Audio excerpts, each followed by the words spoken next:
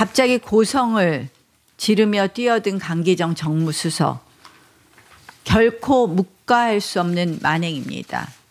보다 이런 정무수석 처음 보겠습니다. 저는 이런 정무수석과 더 이상 대화할 수 없다고 생각합니다. 지난주 금요일 우리는 막 나가는 청와대의 그 진면목을 또다시 확인할 수 있었습니다. 피감기관 청와대의 일원이 아닌 입법부 탄압기관의 일원이라도 된 듯 야당을 공격하고 거짓말을 했습니다. 매우 유감입니다. 국회를 넘어서 국민에 대한 모욕입니다. 정의용 안보실장 계속해서 국민들을 기만했습니다.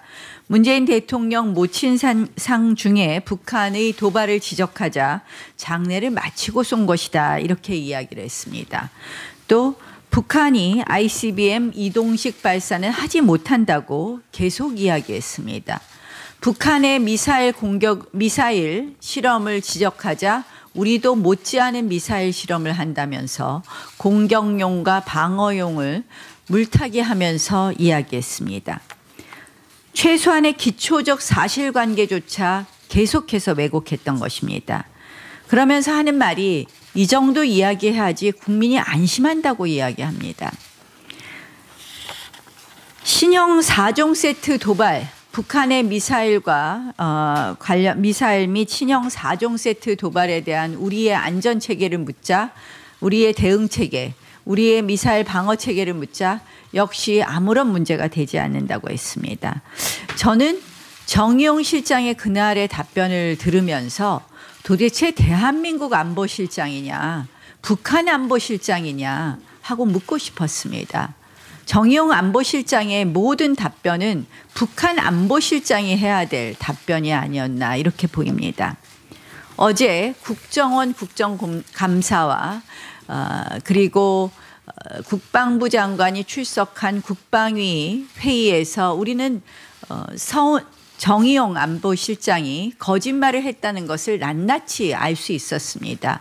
어제 심지어 서훈 국정원장은 지금 올해 북한의 신형 4종 세트에 대해서 이것이 양산 체계까지 돌입하려면 조금은 시간이 걸리지만 우리의 미사일 방어 체계는 부족하다.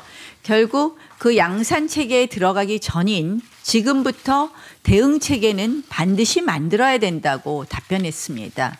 서훈 원장처럼 답변해야지 국민이 안심하는 것입니다. 정의용 안보실장은 그러한 답변을 기대하는 국민에게 끝끝내 현재 우리의 대응 체계는 문제 없다고 하면서 한마디로 국민의 마음을 걱정으로 몰아 넣었습니다.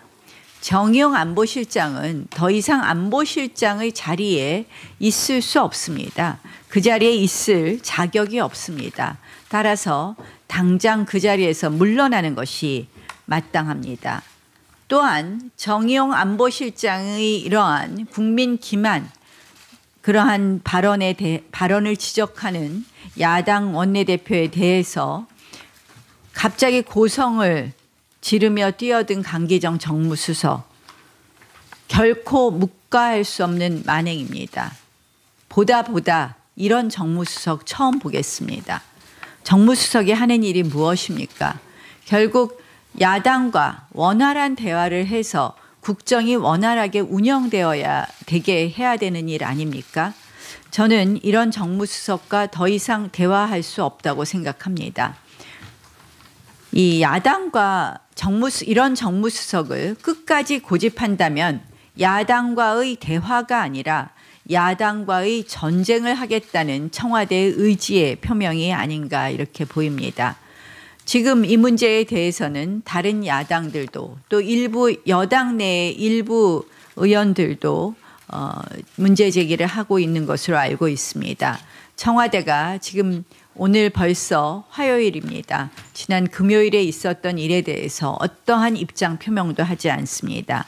그냥 시간이 지나면 그냥 유야무야 이 문제가 덮어갈 거라고 생각하지 마십시오. 이 부분에 대해서 청와대가 제대로 정리하는 것만이 국정을 원활하게 운영할 수 있는 것이라는 것을 다시 한번 지적합니다.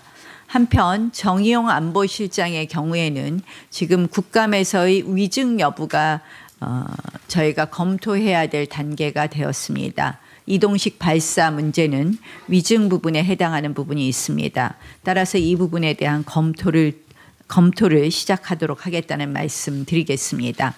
강기정 정무수석 역시 국회의 회의를 방해하고 국회를 모욕한 것에 대해서 책임을 물어야 할 것입니다.